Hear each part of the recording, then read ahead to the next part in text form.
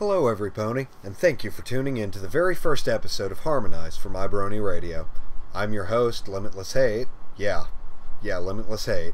And this is my co-host, Sour Lemonade. Hello. Harmonize is and will be a podcast dedicated not only to documenting the brony fandom and culture, but also to exploring deeper thoughts regarding to what FIM means to its fans. You can also expect to hear from as many of the fandom's content producers as we can get our grubby little hooves on. Oh, yes. And they're out there, and they're begging to be interviewed. Before we proceed, we'd like to offer our heartfelt thanks to the administrators, staff, guardians, and users of iBrony.com, without whom we would not be able to bring you the show. Thanks to the site, we've all been brought together, making wonderful friends. Oh, yeah. And we'd very much enjoy any brony to come on down, join the site, and, pal around with us. Anyone, really. I'm Sour Lemonade over there. You can just hit me a friend request. Join the others. Absolutely. I'm LimitlessHate there too, and you can send me a friend request. I accept everyone. So do I. Because, I'm just a nice guy like that. Anyhow, today on Harmonize, we just wanted to take a little while to introduce ourselves properly and explain once and for all the exact reasons that we fell in love with ponies and became true bronies. It's a topic I've wanted to address in full for several months now, thanks to all the raised eyebrows I get at work and around town when I wear pony shirts. Oh, yes. And as your hosts, we think it would be for the best to get it all out of the way before we continue forward. At the very least, maybe we can say the things that we need our friends and colleagues to know about our brony, but can't bring up in polite conversation. Or, if they were to be brought up in polite conversation, the conversation wouldn't remain polite for long. True. Do you want to go first? Actually, you can go. Alright. Well, I sort of wrote mine out in sort of a story format. So this will be the part where I say stuff. How I became a brony, what it's done to me. So, well, first of all, my childhood was crazy, so let's be quick with that. I had a lot of trouble up through elementary school and jumped schools several times during middle school. See? Now my childhood is over. It was that short. The only thing that managed to really cool my jets, because I freak out and fight all the time, was when I started playing music, and since then I've pretty much played guitar almost every single day. And I've become fascinated with all sorts of video, music editing software, just whatever. This is what I did. Well, besides gaming. And so one fine day I found a nice girl and we got together, and first things were great, but things steadily got worse. And at the same time, she was very needy and unkind. Does that make sense? Sure. Sure. One day, a good friend came up to me in a rush and explained to me that she had been cheating behind my back, and hell, he had pictures of the events. Nothing explicit, mind you. And after that, needless to say, I disconnected myself from her, and I was depressed as all hell. And I told a friend, Ricky Mario 7, or on iBrony Game Cult, and he decided we should do a little Minecraft marathon where we just play Minecraft for a few hours over a weekend. So we did that, and we recorded a video for YouTube. But right before we recorded, he asked, "Why don't you watch My Little Pony with me?" And I'm like, I've got nothing else to lose. So we recorded the video, and we just watched a few episodes or so. And being a broken stallion at the time, my heart was jumping with watching these happy little ponies bouncing around the screen, everything was so happy and fun. I watched as many episodes as I could in as short a time as I could, and I watched them all live with that friend, actually. And the fan media has been fantastic. That's one of my favorite things about all this stuff that I've found. So, you know, what else? I mean, the show didn't just help me feel better because I was really depressed, but it changed my overall outlook on everything. Like, I laugh now when I used to cry and smile when I should feel sad. I just want to be positive and not cry, just tears of laughter, I guess. So that's how I became a 16-year-old pony-obsessed clown. It's my story. There are many like it. But this one's mine. Eee. I do plan to release some music, though, so don't think I forgot that. Oh. Your turn? Oh, and sweet Luna, where to begin? Me, I'm 27 years of age, born way back in the last century, in 1985. Luckily to open-minded folks, and they didn't exactly raise me to believe any specific thing. They didn't brainwash me into any religious doctrine. So I was more or less allowed to make up my own mind regarding spirituality, etc. The downside to this is I don't always know what to believe, but the upside is that I'm open to new information. And I try, as often as possible anyway, to incorporate it into my conception of the universe around us. Now, growing up, I was, wholly a child of the 90s. My earliest memories are, back in like 1989, and the rents were poor. We were consistently broke most of the time, so we didn't exactly have the extra scratch to afford cable TV. And I watched a lot of cartoons on the broadcast channels, especially ABC and Fox, and early on CBS, before CBS changed up everything and really went to crap on Saturday mornings.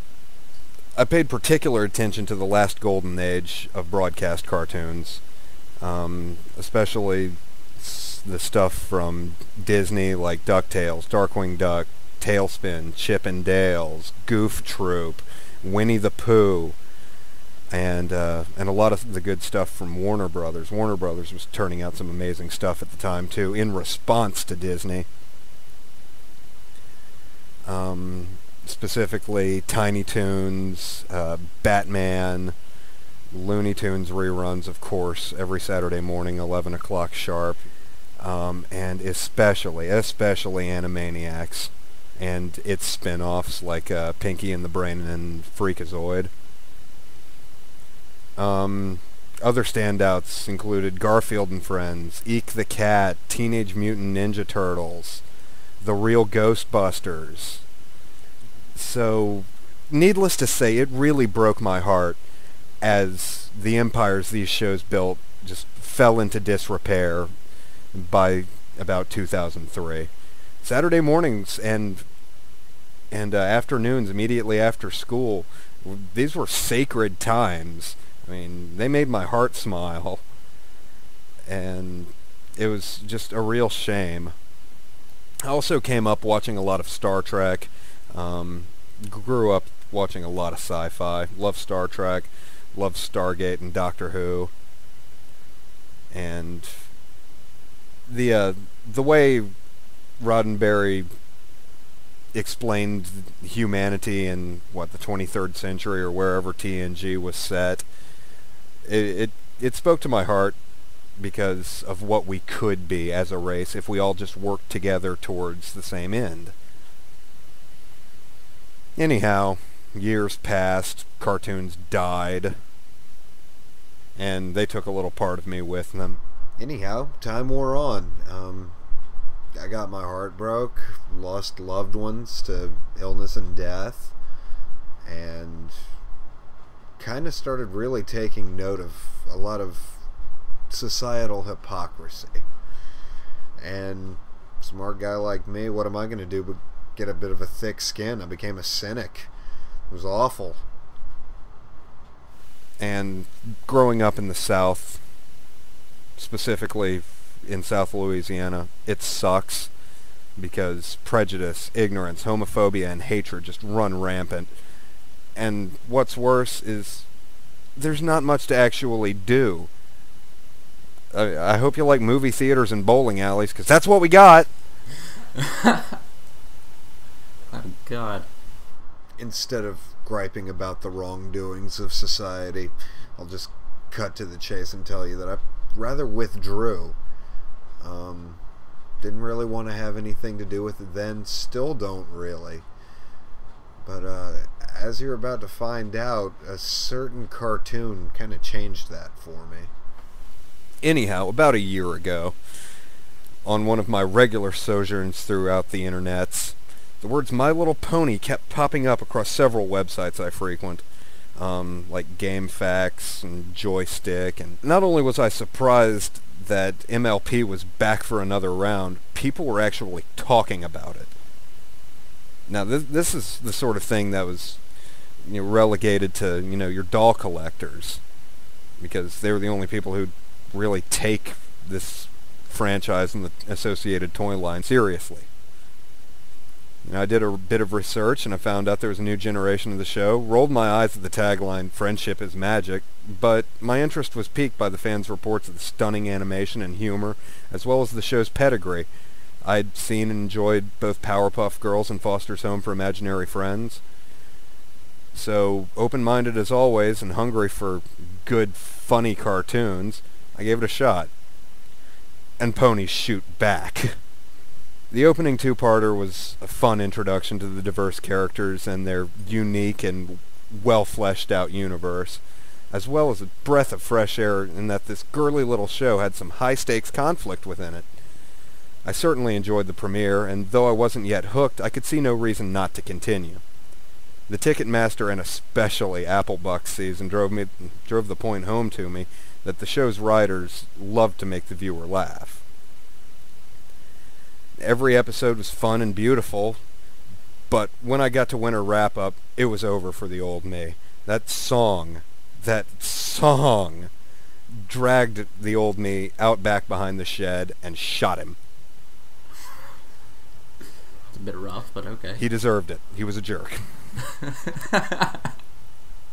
So I was definitely a brony by this point, but I was still kind of low tier. That changed when I read Fallout Equestria. I love Fallout. I love a crossover, especially between sci-fi and fantasy. I mean, cyber dragons, anyone? I mean, come on, that's just cool. It showed me that a well-written pony story could be whatever it wanted or needed to be in order to get its point across and definitely leave a lasting impact. It's a story more than anything about lighting candles in the dark, that no matter how bad life can get, and Luna knows it can get awful, that it ain't worth it to give up. I mean, come on, there's always something left to do. Where Little Pip was concerned, she had the salvation of the whole of Equestria on her hooves. Every day was a new adventure, quite literally. Though she was an OC, Little Pip was definitely the pony who got me to pay attention to what work ethic means in Equestria. The Mares of the main six really take ownership of what they do. Each of them loves their job. I kind of have to wonder how much of that is self-insertion on the part of the production staff. But basically, when you're doing your thing in the workaday world, if you're not having fun, you're probably doing it wrong. You know, that's a remarkably grown-up lesson for a show about fluorescent ponies. So what else could they teach you? Well, if you take a look at the elements of harmony, you'll find that they're roughly analogous to the old pagan beliefs of the balance of nature. Honesty and loyalty, generosity and kindness are fairly self-explanatory. I think laughter you should kind of interpret as joy. kind of staying as optimistic as possible and trying to draw out the best in the people around you. And magic, oh boy, my twi is a lot harder to peg. The answer to her element is, it's more in her character, really. I mean, sure, she's magical, but she's the balance between her different friends. They might not have had anything else to do with one another, being so completely different. But it was Twilight who brought them together, first in common purpose and then later in friendship. And it's because she's a little bit of all of them. Any pony who's hung around me long enough knows by now that I'm dangerously in love with Twilight Sparkle. Not because she's a hot piece of mare, which she is, but more because she is that balance in between her friends. She's a really damn fine role model. She sets a high bar.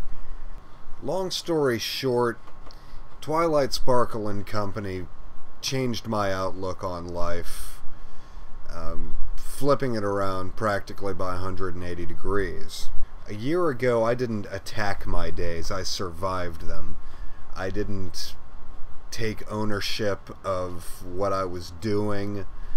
I didn't really strive at all to better myself in any way. And I really have to thank multicolored ponies for slapping me in the face and waking me the hell up. Any further thoughts? Well, actually, I was thinking about adding to what I had said originally. Like, you said earlier that you would always had an interest in those old cartoons. You grew up in the 90s, so to speak. For some reason, when I grew up, I didn't actually go into all new media as it came out. I used to always go and look back, see what good things were out there. One of the first bands that I ever really got into was the Beatles, and I always remember that I used to watch channels that would air old cartoons, like stuff like Pinky and the Brain and all that, because those were my favorites, and I couldn't stand things like what was it, Billy and Mandy or whatever, stuff like that. I mean I would watch it on occasion, but I preferred the older humor. It was so much funnier to see. So, and I've always had a soft part for cute things, and that's kind of why I was a lot more welcoming of My Little Pony when I first saw it. I was like, it's cute. I like cute. That's something I'd definitely like to touch on for a moment. My Little Pony Friendship is Magic as a series has been a shot across the bow of the entire Western animation industry as it applies to television. If they could do the same thing for television, or the same thing for movies as they've done for television, then that would be wonderful, because, coming up with such a good show, animating it so beautifully, writing it so cleanly, and above all else, originally putting it in a Saturday morning time slot was a slap in the face of the 4Kids generation. Yep. They basically just slashed at its face. It was a complete 180-degree turn from everything that the televised animation industry has become ever since your Cartoon Networks and Nickelodeons began to dominate the field. So for that, I have immense thanks to give to all the people involved with the making of the show, because when 4Kids bought out, or when Fox Kids outsourced their Saturday morning block to 4Kids, it was enough to break my heart. Because beforehand, you can say what you will about the shows that were produced specifically for Fox Kids, like your Power Rangers and whatnot. whether or not they were glorified toy commercials or not. Even though Warner Brothers owned, a solid half of their Saturday morning lineups, they produced quality content. Tiny Toons and Animaniacs were always superbly written. Some of their references today might be dated, but it doesn't make the show any less watchable. I can still go back and watch Old Pinky and the Brain and laugh my butt off just because it's so funny. Yeah. Something I'd like to mention is a lot of the time when I look back and I see a lot of licensed media, like be it a licensed game or something to just sell a toy line a little better. Heck, sometimes even like Pokemon, the actual show.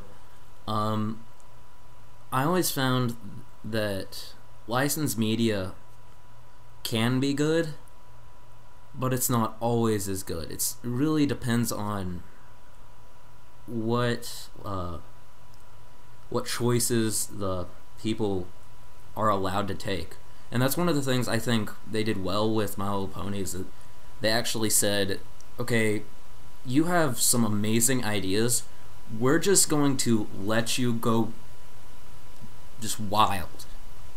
And big ups to Hasbro for that. Yeah, they just let Lauren Foss just go crazy, as you were saying. But well, I mean, it all goes back to the original generations. Just compare G.I. Joe and Transformers to the first couple generations of My Little Pony. I mean, yeah, you can make the argument that there were a few redeeming qualities to the first generation of MLP, but compared to G.I. Joe and Transformers, the characters were almost unidimensional, utterly flat. I mean, you watch G1 Transformers and, I mean, sure, Megatron and Starscream are, utterly incompetent, kind of like the Shredder from 87 Ninja Turtles. Oh, that's true. But on the whole, you still enjoyed watching them. Absolutely. So when it comes right down to it, it's all in the heart. It's all in the amount of, tender loving care that the production staff are willing to bring to the table, and the crew at Media DHX and Hasbro bring to the table is just staggering. It's stunning. I mean, all I've ever heard from the production staff is that they enjoy what they do. I mean, with anything I do, if I don't enjoy doing it, I'm probably not going to be doing it as well as if I really enjoyed it. That's another thing I think they've been doing great. Just they actually enjoy. And I can certainly understand that. I mean, I wouldn't be sitting here talking on the microphone making a podcast for all these pony folks if I didn't love ponies and what they've done for not just me, but for all the people around me as well. I mean, it really comes down to how much they've helped all of these different lives just by doing what they love. That's true. Further, I'd very much like to express my heartfelt thanks for this community as a whole, because of the way that just taking what we've all learned, lessons that we should not have forgotten in the first place. Some of these things are lessons that have been drilled into our heads since early childhood, and as a result of rote memorization, we tend to disregard them. But we've been reminded of them by these pastel equines. Bronyism, if you can call it that, it's not a doctrine, it's not a dogma, but whatever it is, it's friendship, it's collaboration, it fixes hearts, changes lives, and saves souls. Count on it. Well said. Well, all right. I imagine that pretty much covers what we wanted to say about ourselves and our own involvement in the community. I myself am just starting to get to the point where I wanted to really get out there, get my name out there, and say, hey, I'm just as big a brony as the rest of you. And really just pal around, try to meet new ponies, and, you know, converse with all these interesting, wonderful, wonderful people who are turning out such an enormous magnitude of original and fresh content just because they love ponies. I mean, you like ponies. It might seem odd to someone who's not part of the fandom, but we really enjoy this, and the content that comes from our enjoyment of this expresses that really, really well. Absolutely.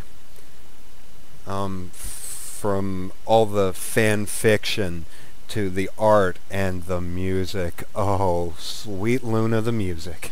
Like I said, I've been working on a little myself. Need some people to help me, though. I've been writing lyrics left and right. Anytime I get a line in my head, I just jot it down and see where it'll take me. And if I can get some backing tracks laid down, I would absolutely love to bust some pony rhymes and give Mike the microphone a run for his money.